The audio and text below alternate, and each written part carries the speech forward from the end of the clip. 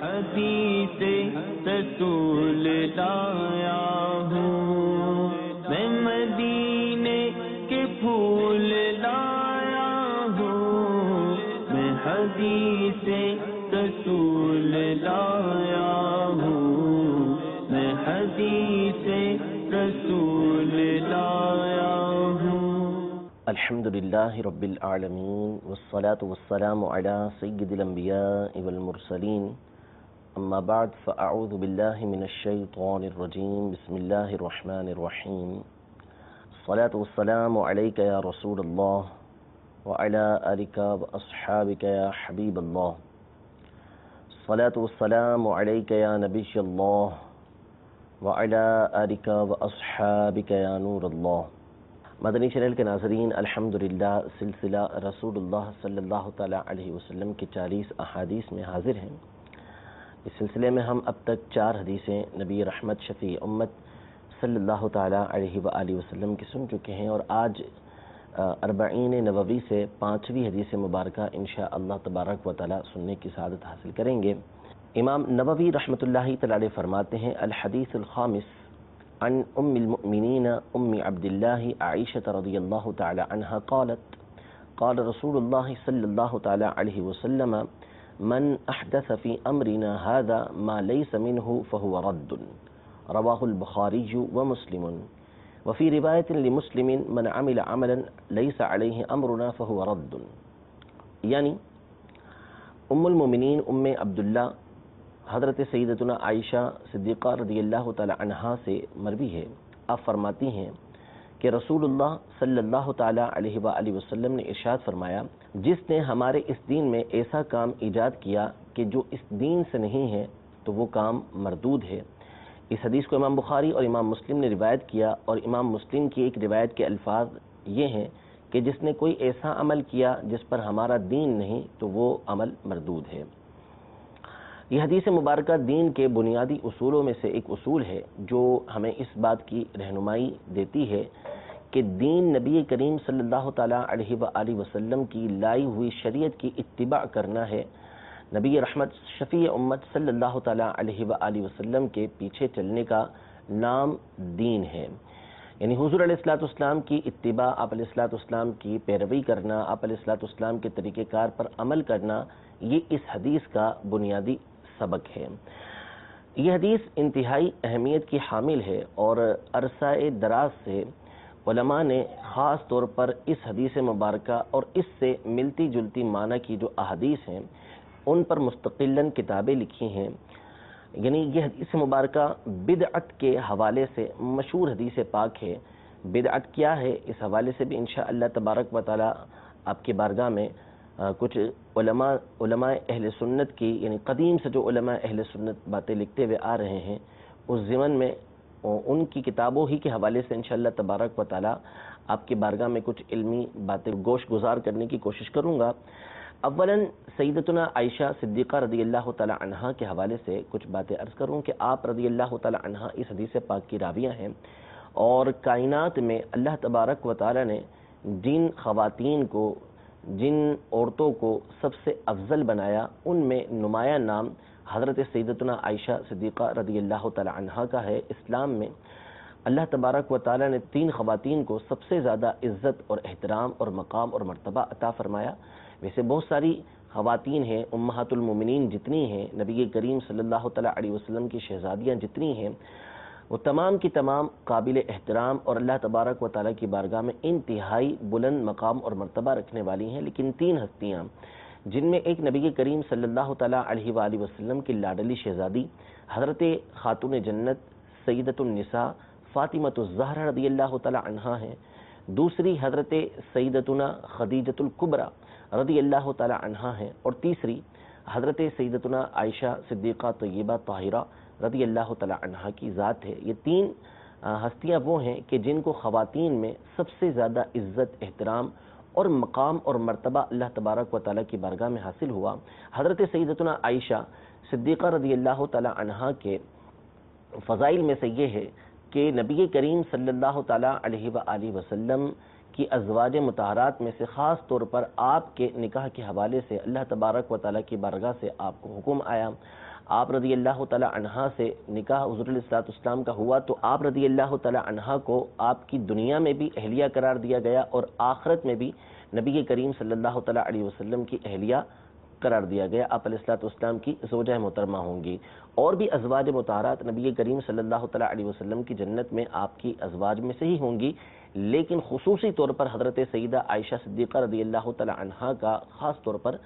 ذکر کیا گیا ہے. آپ رضی اللہ تعالی عنہا کے فضائل اور کمالات تو بہت سارے ہیں، مستقل کتابیں علماء نے آپ کی سیرت پر لکھی ہیں. آپ کی سخاوت انتہائی مشہور کہ آپ رضی اللہ تعالی عنہا اس قدر سخاوت کیا کرتی تھی کہ ایک ایک وقت میں ایک ایک لاکھ درہم، 2 لاکھ درہم آپ کے فقراء میں تقسیم کرنا ثابت ہے. حتیٰ کہ آپ کے بھانجے حضرت سیدنا عبداللہ بن زبیر رضی اللہ تعالی عنہ جو مکہ مکرمہ کے گورنر تھے، خلیفہ وقت تھے، انہوں نے آپ کے خرچ کرنے پر پابندی لگائی کہ آپ اپنے پاس کچھ رکھتی ہی نہیں ہیں، اتنا خرچ کر ڈالتی ہیں. تو سخاوت کے حوالے سے آپ بڑی مشہور تھیں. اور اس کے ساتھ ساتھ آپ کی جو بنیادی حیثیت ہے، بنیادی وصف ہے، وہ ہے آپ رضی اللہ تعالی عنہ کا علم، کہ آپ رضی اللہ تعالی عنہ خواتین میں جتنی بھی خواتین علی الاطلاق موجود ہیں یا تھیں یا ہوں گی، تمام میں سب سے زیادہ علم اللہ تبارک و تعالی نے حضرت سیدہ عائشہ صدیقہ رضی اللہ تعالی عنہ کو عطا فرمایا ہے. آپ مفتیہ تھیں اور صحابہ کرام علیہم رضوان جب آپس میں کسی مسئلے کے اندر مختلف ہوتے اور اس کا فیصلہ کروانا چاہتے تو اس کے لیے اکثر و بیشتر حضرت عائشہ صدیقہ رضی اللہ تعالی عنہ کی طرف رجوع کرتے اور آپ رضی اللہ تعالی عنہ دینی مسئلے کے اندر ان کی رہنمائی فرمایا کرتی تھی. صحابہ کرام علیہم رضوان کی ایک بڑی تعداد ہے جو نبی کریم صلی اللہ تعالیٰ علیہ وآلہ وسلم سے احادیث طیبہ کو روایت کرتی ہے. صحابہ کرام علیہ رضوان کی ویسے بنیادی تعداد علماء نے 1 لاکھ سے زائد لکھی ہے، بعض علماء نے 1,10,000، بعض علماء نے 1,24,000، اس طرح مختلف صحابہ کرام علیہ رضوان کی تعداد لکھی گئی ہے.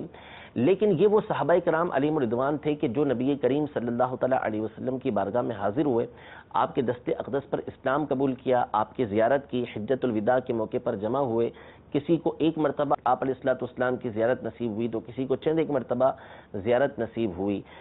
ہمیں جو صحابہ کرام علیہ رضوان کے حالات پہنچے ہیں کہ کتنے صحابہ کرام علیہ رضوان کے نام اور وہ کس قبیلے سے تعلق رکھتے تھے، ان کی جو تعداد پہنچی وہ تقریباً 12,000 صحابہ کرام علیہ رضوان ہیں. باقی صحابہ کرام علیہ رضوان پورے قبیلے کی صورت میں، ایک وفد کی صورت میں بارگاہ رسالت میں حاضر ہوئے، اسلام قبول کیا اور واپس اپنے قبیلے میں جا کر دین اسلام کے مطابق اپنی زندگی گزارنے لگے. ان صحابہ کرام علیہ رضوان کے حالات ہم تک نہیں پہنچے اور ہم ان کے بارے میں جانتے نہیں. انشاءاللہ تبارک و تعالی کل بروز قیامت ان صحابہ کرام علیہ رضوان کی زیارت ہمیں نصیب ہوگی اور وہاں ان کے بارے میں معلومات حاصل ہوگی. لیکن 12,000 صحابہ کرام علیہ رضوان کی تعداد یہ ہمارے سامنے موجود ہے، ان کے حالات زندگی ہمارے سامنے موجود ہیں. ان 12,000 صحابہ کرام علیہ رضوان میں سے تقریباً 1,800 یا اس سے کچھ زائد صحابہ کرام علیہ رضوان ہیں کہ جنہوں نے نبی کریم صلی اللہ تعالیٰ علیہ وآلہ وسلم سے احادیث طیبہ کو روایت کیا ہے. یعنی حضور علیہ الصلوۃ والسلام کی احادیث طیبہ آگے تک پہنچائی ہیں، انہوں نے حضور علیہ الصلوۃ والسلام سے باتیں سنی اور ان حدیثوں کو آگے روایت کیا. ان صحابہ کرام علیہ رضوان میں سے جو حدیث نبی کریم صلی اللہ تعالیٰ علیہ وآلہ وسلم سے روایت کرتے ہیں، ان میں سے بعض صحابہ تو وہ ہیں کہ جو ایک حدیث روایت کرتے ہیں، بعض نے 2 حدیثیں روایت کی، بعض نے 10 کی، بعض نے 15 کی، بعض نے 100 کی، 200 کی.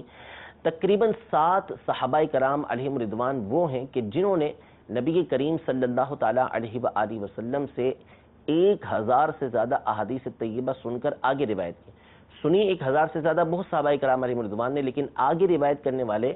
یعنی دوسروں تک آگے پہنچانے والے اس حدیث پاک کو تقریباً 7 صحابہ کرام علیہ رضوان کا ذکر ملتا ہے، جن میں سر فہرست سیدنا ابو ہریرہ رضی اللہ تعالی عنہ ہیں، پھر حضرت ابن عمر ہیں، حضرت انس بن مالک رضی اللہ تعالی عنہ ہیں، حضرت سیدنا ابو سعید خدری رضی اللہ تعالی عنہ ہیں، حضرت سیدنا عبداللہ بن عمر رضی اللہ تعالی عنہ، حضرت سیدنا انس بن مالک رضی اللہ تعالی عنہ، حضرت سیدنا ابو سعید خدری رضی اللہ تعالی عنہ، اور ایک نام خاص طور پر حضرت سیدتنا عائشہ صدیقہ رضی اللہ تعالی عنہ کا آتا ہے کہ آپ خواتین میں، عورتوں میں ایک خاص امتیازی حیثیت رکھتی ہیں کہ آپ نے نبی کریم صلی اللہ تعالیٰ علیہ وسلم کی 1,000 سے زیادہ احادیث طیبہ آگے دیگر صحابہ اور تابعین رضی اللہ تعالیٰ عنہم تک پہنچائی ہیں. سیدتنا عائشہ صدیقہ رضی اللہ تعالیٰ عنہ کی ایک بنیادی خصوصیت آپ کا اجتہاد تھا. یعنی آپ رضی اللہ تعالی عنہ صرف احادیث طیبہ روایت نہیں کرتی بلکہ احادیث طیبہ کی روشنی میں مسائل بھی آپ صحابہ کرام علیہ رضوان کو بیان کیا کرتی تھیں. بلکہ صحابہ کرام علیہ رضوان جب کسی بات کو سمجھنے میں غلطی کرتے تو حضرت عائشہ رضی اللہ تعالی عنہا اس پر تنبیہ فرمایا کرتی. امام زرکشی رحمۃ اللہ تعالی علیہ نے مستقل کتاب الاجابہ لما استدرکتہ عائشۃ علی الصحابہ کے نام سے لکھی، جس میں آپ نے حضرت عائشہ رضی اللہ تعالی عنہا کی وہ باتیں لکھی کہ جس میں حضرت عائشہ رضی اللہ تعالی عنہا نے صحابہ کرام علیہ رضوان کی دینی معاملات کے اندر رہنمائی کی، اور جہاں پر ان سے اجتہادی خطا ہو رہی تھی اس پر حضرت عائشہ رضی اللہ تعالی عنہا نے ان کی اصلاح کی اور اس پر تنبیہ فرمائی. تو حضرت عائشہ رضی اللہ تعالی عنہا کے فضائل اور کمالات بہت زیادہ ہیں. اس حوالے سے تفصیل پڑھنا چاہیں تو فیضان عائشہ صدیقہ رضی اللہ تعالی عنہا مکتبۃ المدینہ کی شائع کردہ کتاب ہے، اس کا آپ مطالعہ کر سکتے ہیں. اس حدیث پاک کو حضرت عائشہ رضی اللہ تعالی عنہا روایت کرتی ہیں. یہ وہ حدیث پاک ہے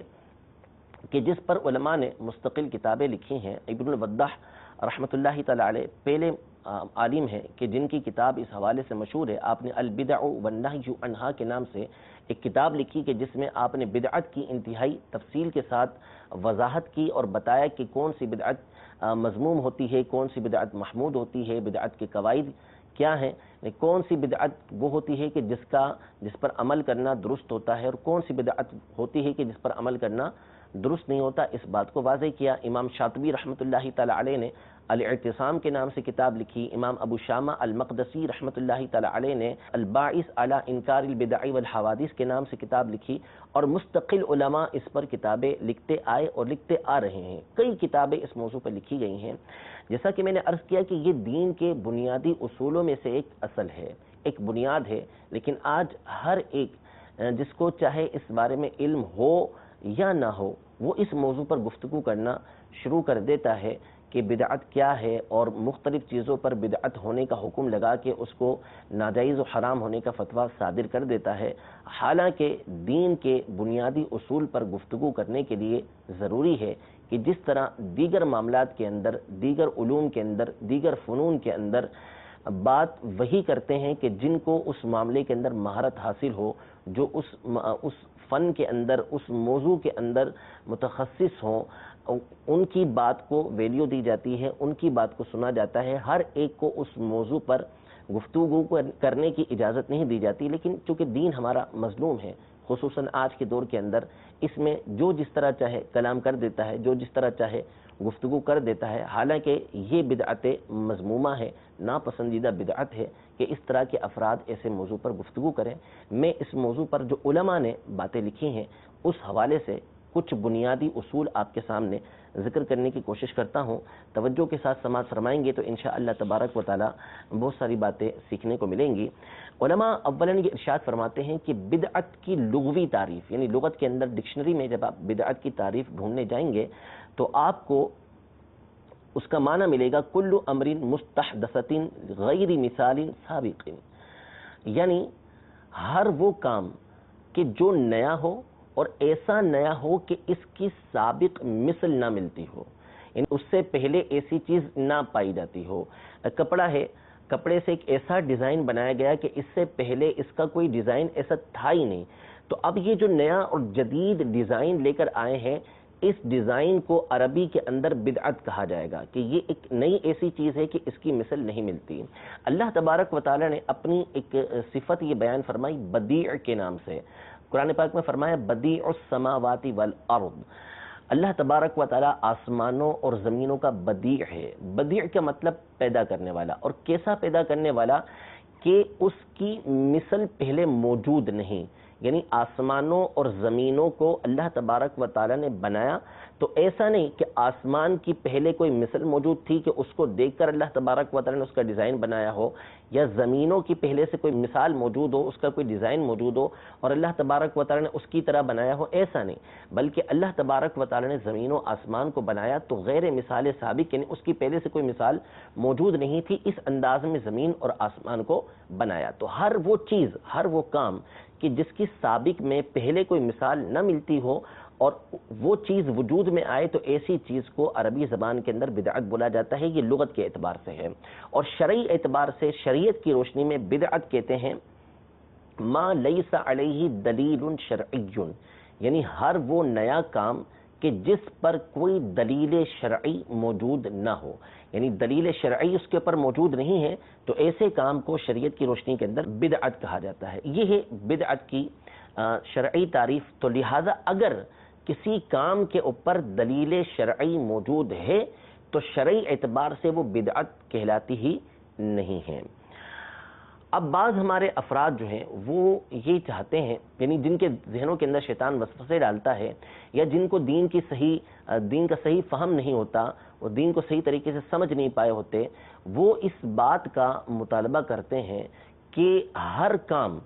اس کی مثال قرآن و حدیث کے اندر، ہر کام جو کیا جا رہا ہے وہ قرآن و حدیث میں اس کی صراحت موجود ہو۔ جو بھی کام کیا جا رہا ہے، نیا کام آ رہا ہے تو اس کی صراحت قرآن و حدیث کے اندر موجود ہونی چاہیے، حالانکہ یہ بداہتاً باطل بات ہے۔ قرآن پاک میں اللہ تبارک و تعالیٰ نے 6666 ایک مشہور قول کے مطابق آیتیں نازل فرمائی، 6666 آیتیں ہیں، ان میں مخصوص احکام اللہ تبارک و تعالیٰ نے بیان فرمائے، یعنی بعض میں فقہی احکام ہیں، نماز پڑھنے کا حکم، زکوٰۃ دینے کا حکم، حج کرنے کا حکم، نکاح کے احکام، طلاق کے احکام، خرید و فروخت کے احکام، یہ اللہ تبارک و تعالیٰ نے بیان فرمائے۔ اور بہت ساری آیات وہ ہیں کہ جن میں اللہ تبارک و تعالیٰ نے پچھلی امتوں کے واقعات بیان کیے کہ ان کے حالات یہ تھے اور پھر انہوں نے اس طرح کا معاملہ کیا تو ان کے ساتھ اس طرح کا معاملہ پیش آیا۔ کئی مقام پر اخلاق اور مواعظ اللہ تبارک و تعالیٰ نے بیان فرمائے، دنیا کی مثالیں دے کے سمجھایا، آخرت کی تیاری کرنے کا حکم دیا، یعنی مختلف انداز کے اندر قرآن کے اندر آیات موجود ہیں، لیکن قرآن کی آیات کی جو تعداد ہے وہ محدود ہے، یعنی 6666 ایک مشہور قول کے مطابق اتنی ہیں۔ اور انسان کے جو معاملات ہیں، جو انسان کو پیش آتے ہیں، اگر انسانی مجموعے کے اعتبار سے دیکھا جائے تو ہر روز کسی کے ساتھ کسی نہ کسی طرح کا نیا معاملہ پیش آتا رہتا ہے، یعنی حوادث و نوازل انسانی زندگی کے اندر مختلف آتے رہتے ہیں، ان کی کوئی حد نہیں ہے، ہر زمانے کے انداز، ہر زمانے کے اطوار جو ہے وہ بدلتے چلے جائیں گے۔ اب اگر اس بات کو، اس دلیل کو سامنے رکھ لیا جائے کہ جو بھی نیا کام کیا جائے گا وہ ہوگا کہ جو قرآن و حدیث میں صراحتاً مذکور ہو، بالکل واضح الفاظ میں آیا ہو، تو پھر تو اس کا مطلب کہ تقاضا یہ ہوگا کہ قرآن پاک کی ہزاروں جلدیں ہونی چاہیے کہ جس میں نبی کریم صلی اللہ تعالیٰ علیہ وسلم کے زمانے سے لے کر قیامت تک جتنی بھی باتیں ہیں ساری کی ساری لکھی ہوں کہ اس زمانے کے اندر اس طرح کا معاملہ پیش آئے گا اور پھر اس طریقے سے کرنا ہے، حالانکہ یہ بداہتاً باطل بات ہے اور قرآن پاک یہ قیامت تک کے لیے ہے۔ لہذا جس طرح صحابہ کرام علیہم رضوان کے لیے قرآن پاک تھا، اسی طرح ہمارے لیے قرآن پاک ہے۔ جس طرح صحابہ کرام علیہم رضوان کو قرآن پاک پر عمل کرنے کا حکم تھا، اسی طرح ہمیں بھی قرآن پاک پر عمل کرنے کا حکم ہے۔ تو اگر اس بات کو دلیل بنا لیا جائے اور اس کو بنیاد بنا لیا جائے کہ جو بھی کام ہوگا اس کے لیے واضح الفاظ میں یہ ضروری ہوگا کہ اس کا ذکر قرآن پاک کے اندر ہو، تو پھر تو یہ ضروری ہوا کہ نبی کریم صلی اللہ تعالیٰ علیہ وسلم کے زمانے سے لے کر قیامت تک جتنے بھی معاملات پیش آنے تھے واضح الفاظ میں قرآن میں لکھ دیے جاتے اور قرآن پاک کی ہزاروں جلدیں بن جاتی ہیں، حالانکہ ایسا نہیں ہے۔ اسی طرح احادیث طیبہ کا معاملہ ہے۔ لہذا خود عقل اس بات کا تقاضا کرتی ہے کہ صراحت ہونا یہ ضروری نہیں، پھر کیا ضروری ہے؟ ضروری ہے کہ قرآن و حدیث کے اندر اصول اور ضابطے بیان کیے گئے ہوں، یعنی اسٹینڈرڈ بیان کیے گئے ہوں، قانون بیان کیے گئے ہوں کہ جن کی روشنی میں آنے والے مسائل کو حل کیا جا سکے۔ اور واقعی قرآن و حدیث کے اندر یہ باتیں بکثرت موجود ہیں کہ اللہ تبارک و تعالیٰ نے ایک اصول بیان فرما دیا، نبی رحمت صلی اللہ تعالیٰ علیہ وآلہ وسلم نے ایک اصول بیان کر دیا کہ ہم اس کی روشنی کے اندر چلیں گے تو یہ چیزیں ہمارے لیے حلال ہوں گی اور یہ چیزیں ہمارے لیے حرام ہوں گی۔ لہذا قرآن و حدیث کے اندر اصول یہ موجود ہیں۔ آئیے میں کچھ مثالیں اولاً آپ کی بارگاہ میں عرض کرتا ہوں، صحابہ کرام علیہم رضوان کی، تابعین کی، تبع تابعین کی، پھر آپ کے سامنے بات واضح ہوگی کہ صحابہ کرام علیہم رضوان کا عمل کیا تھا. پھر اس کے بعد انشاءاللہ تبارک و تعالی میں کچھ احادیث طیبہ بھی عرض کرتا ہوں کہ جس کی روشنی میں یہ بات واضح ہوگی کہ نیا کام، ہر نیا کام یہ برا نہیں ہوتا، مذموم نہیں ہوتا. نیا کام وہ مذموم ہے، بدعت وہ مذموم ہے کہ جس پر کوئی دلیل شرعی نہ ہو. بدعت ہوتی ہی وہ ہے کہ جس پر کوئی دلیل شرعی نہ ہو. جب دلیل شرعی آ جاتی ہے تو شرعی اعتبار سے وہ بدعت نہیں رہتی، وہ لغت کے اعتبار سے بدعت بن جاتی ہے. سب سے پہلے ایک حدیث مبارکہ بخاری شریف کی حدیث پاک ہے. اس حدیث پاک کی راویہ ہیں حضرت سیدتنا عائشہ صدیقہ رضی اللہ تعالی عنہا، جو یہ بیان کر رہی ہیں کہ من احدث فی امرنا ھذا ما لیس منہ فہو رد. یعنی نبی کریم صلی اللہ تعالی علیہ وسلم نے ارشاد فرمایا کہ جس نے ہمارے دین میں ایسی بات ایجاد کی کہ جو اس دین سے نہیں ہے تو وہ مردود ہے. فرمایا ما لیس منہ، جو اس دین سے نہیں ہے. اس کا مطلب ہے کہ جو اس دین سے تعلق رکھتی ہے تو پھر وہ مردود نہیں ہے. من احدث فی امرنا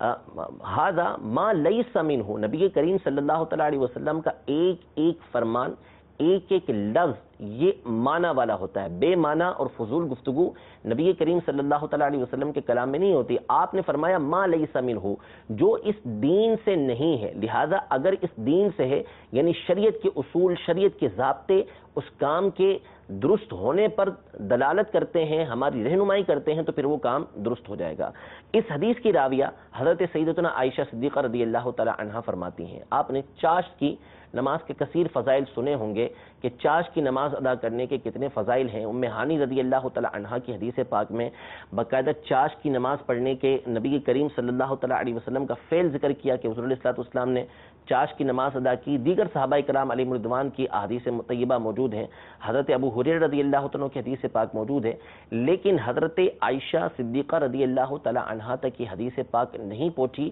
اور آپ نے نبی کریم صلی اللہ تعالی علیہ وآلہ وسلم کو چاشت کی نماز پڑھتے ہوئے نہیں دیکھا. لہذا آپ ارشاد فرماتی ہیں کہ وما سبح رسول اللہ صلی اللہ تعالی علیہ وسلم صبحۃ الضحیٰ قط، یعنی نبی کریم صلی اللہ تعالی علیہ وآلہ وسلم نے کبھی بھی چاشت کی نماز نہیں پڑھی. یہ آپ اپنے علم کے مطابق بیان فرماتی ہیں کیونکہ آپ نے حضور علیہ الصلوۃ والسلام کو پڑھتے ہوئے دیکھا نہیں، کبھی نبی کریم صلی اللہ تعالی علیہ وسلم کو پڑھتے ہوئے دیکھا نہیں، تو آپ نے یہ بیان فرمایا. لیکن ساتھ ہی فرماتی ہیں انی لأسبحھا،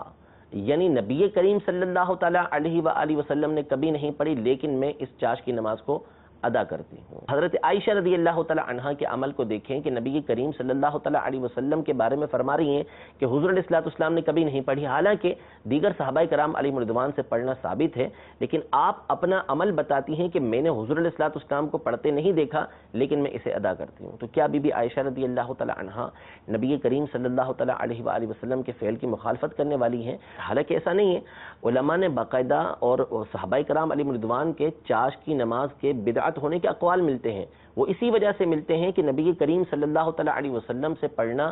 ان کے نزدیک ثابت نہیں تھا لیکن دیگر صحابہ کرام علیہم رضوان کے نزدیک ثابت تھا. انہوں نے ان احادیث کو بیان کیا، لیکن کسی بھی صحابی رضی اللہ تعالی عنہ کا اس طرح کا قول نہیں ہے کہ انہوں نے چاشت کی نماز پڑھنے سے منع کیا ہو. اور بی بی عائشہ رضی اللہ تعالی عنہا تو واضح الفاظ میں فرما رہی ہیں وَإِنِّي لَأُسَبِّحُهَا، میں اس چاشت کی نماز کو ادا کرتی ہوں. اسی طرح بخاری شریف ہی کی حدیث مبارکہ ہے، حضرت سیدنا رفاعہ بن رافع زرقی رضی اللہ تعالی عنہ روایت کرتے ہیں، آپ فرماتے ہیں کہ ہم ایک مرتبہ نبی کریم صلی اللہ تعالی علیہ وآلہ وسلم کے پیچھے نماز ادا کر رہے تھے. فلما رفع رأسه من الركعة قال سمع الله لمن حمده،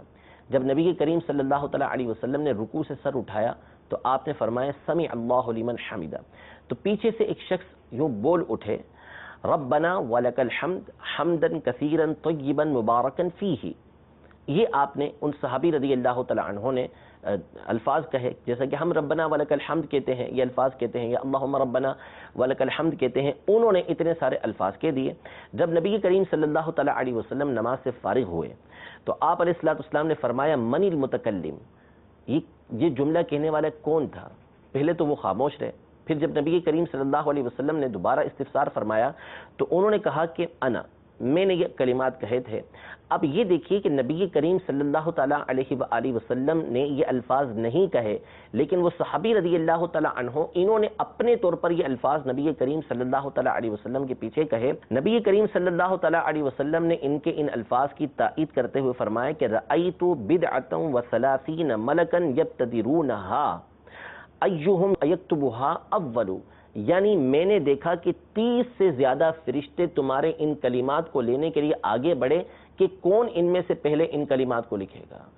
اب وہ صحابی رضی اللہ تعالیٰ عنہ نبی کریم صلی اللہ تعالیٰ علیہ وسلم کی پیروی کرنے والے ہیں، لیکن کلمات وہ کہہ رہے ہیں کہ جو انہوں نے نبی کریم صلی اللہ تعالیٰ علیہ وسلم سے نہیں سنے۔ حضرت بلال رضی اللہ تعالیٰ عنہ کا واقعہ مشہور ہے کہ نبی کریم صلی اللہ تعالیٰ علیہ وآلہ وسلم جب جنت میں تشریف لے کر گئے تو اپنے آگے حضرت بلال رضی اللہ تعالیٰ عنہ کے قدموں کی آواز سنی۔ جب واپس تشریف لائے تو حضرت بلال رضی اللہ تعالیٰ عنہ سے عمل کے بارے میں پوچھا کہ اسلام کے اندر تم ایسا کون سا عمل کرتے ہو کہ جس کی وجہ سے میں نے تمہارے قدموں کی آواز جو ہے وہ جنت کے اندر اپنے آگے سنی۔ تو حضرت بلال رضی اللہ تعالیٰ عنہ نے عرض کی کہ یا رسول اللہ صلی اللہ تعالیٰ علیہ وسلم اور کوئی کام تو معلوم نہیں، البتہ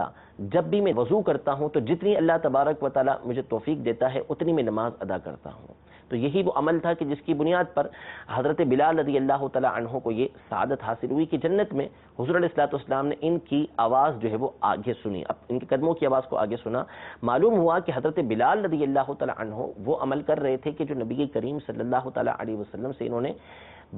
واضح طور پر نہیں سیکھا تھا، لیکن عمل وہ کر رہے تھے اور نبی کریم صلی اللہ تعالیٰ علیہ وسلم نے ان کے اس عمل کی تائید کی۔ اس طرح کی اور بہت ساری مثالیں صحابہ کرام علیہم رضوان کی اس زمانے کی موجود ہیں جب نبی کریم صلی اللہ تعالیٰ علیہ وسلم دنیا میں تشریف فرما تھے، موجود تھے، ابھی دنیا سے آپ نے پردہ نہیں فرمایا تھا۔ جب حضور علیہ السلام دنیا سے پردہ آپ نے فرمایا تو اس کے بعد بھی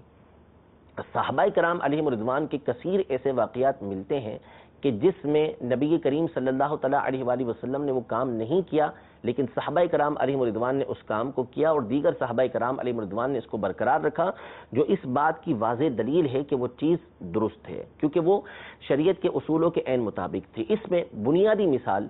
حضرت عثمان رضی اللہ تعالیٰ عنہ کا جمعے کی دوسری اذان کو جاری کرنا۔ آج جو جمعے کی پہلی اذان دی جاتی ہے یہ حقیقتاً دوسری اذان ہے، یہ نبی کریم صلی اللہ تعالیٰ علیہ وسلم کے زمانے میں نہیں تھی، حضرت ابوبکر رضی اللہ تعالیٰ عنہ کے زمانے میں نہیں تھی، حضرت عمر رضی اللہ تعالیٰ عنہ کے زمانے میں نہیں تھی، لیکن حضرت عثمان غنی رضی اللہ تعالیٰ عنہ نے اس کو جاری کیا، اور حضرت عثمان غنی رضی اللہ تعالیٰ عنہ کی اس فعل کی تمام صحابہ کرام علیہم رضوان نے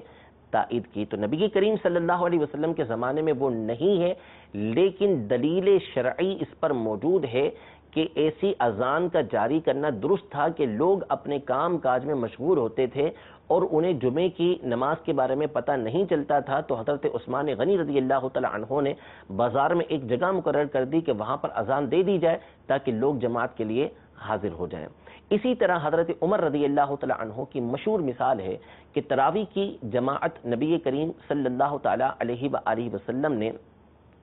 باقاعدہ جاری نہیں فرمائی، آپ نے چند راتوں تک نماز پڑھی اور صحابہ کرام علیہ رضوان نے آپ کے پیچھے پڑھی، اس کے بعد نبی کریم صلی اللہ تعالیٰ علیہ وآلہ وسلم نے اس کو ترک فرما دیا کہ کہیں لوگوں پر فرض نہ کر دیا جائے، جماعت کے ساتھ نہیں پڑھی۔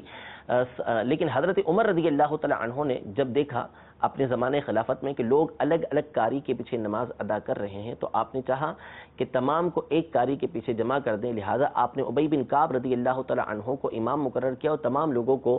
آپ کے پیچھے نماز ادا کریں گے۔ پھر اس کے بعد جب آپ دوسرے دن تشریف لے کر آئے تو دیکھا کہ لوگ حضرت ابی بن کعب رضی اللہ تعالیٰ عنہ کی امامت میں نماز ادا کر رہے ہیں، تو بخاری شریف کی حدیث مبارکہ ہے کہ حضرت عمر رضی اللہ تعالیٰ عنہ کے الفاظ تھے نعمت البدعۃ ھذہ، یعنی کتنا اچھا نیا کام ہے، کتنی اچھی بدعت ہے، یعنی لغت کے اعتبار سے یہ بدعت ہے، حقیقتاً یہ شرعی دلیل اس پر موجود ہے، اس لیے مذموم ہے ہی نہیں، شرعی اعتبار سے یہ بدعت بنے ہی نہیں، لغوی اعتبار سے یہ بدعت بنتی ہے، دلیل شرعی جب اس پر موجود ہے تو پھر اس کا مطلب یہ ہوا کہ یہ وہ کام ہے کہ جو ہمارے دین میں سے ہے، ہماری شریعت میں سے ہے۔ اسی طرح کی اور مثالیں بھی احادیث طیبہ کے اندر موجود ہیں۔ وقت چونکہ آج کے سلسلے کا پورا ہو چکا ہے، انشاءاللہ تبارک و تعالی مزید اس حوالے سے گفتگو اپنے اگلے سلسلے کے اندر بیان کریں گے کہ صحابہ کرام علیہم رضوان کا اس حوالے سے کیا عمل تھا اور صحابہ کرام علیہم رضوان کے بعد جو دیگر ہمارے اسلاف آئے ہیں وہ اس حوالے سے کیا عمل کرتے رہے ہیں، اور بزرگوں کے، اسلاف کے، محدثین کے، فقہا کے اس بارے میں کیا اقوال ہیں، انشاءاللہ تبارک و تعالی اپنے اگلے سلسلے میں اس کو شامل کریں گے۔ رب العزت جل وعلا ہماری اس کوشش کو اپنی بارگاہ میں شرف قبولیت عطا فرمائے، ہمارے عقیدے کی، ہمارے ایمان کی اللہ تبارک و تعالی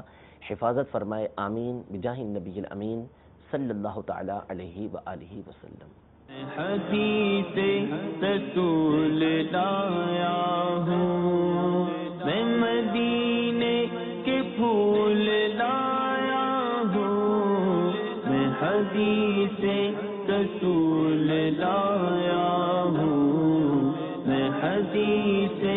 رسول لایا